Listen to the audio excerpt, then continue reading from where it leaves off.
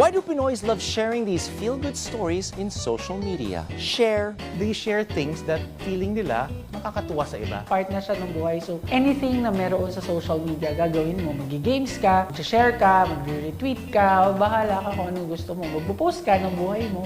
Mas nai-inspire tayo, mas lalo na kapag may na-overcome sila na mga hurdles o challenges para ma-achieve yung pangarap nila. We're listing down the top 10 ang pinaka feel-good viral stories that are related to education.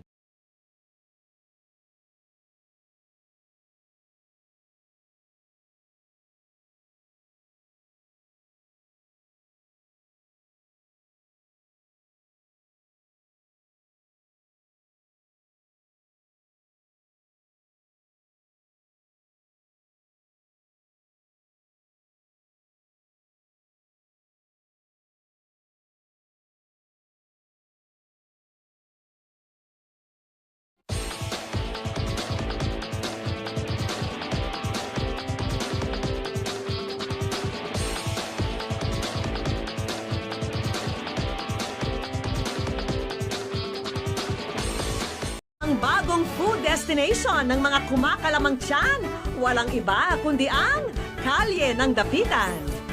Nauubusan na ba kayo ng mga baon idea para sa inyong chikiting? Mga bagong recipe ang handog namin. Ngayong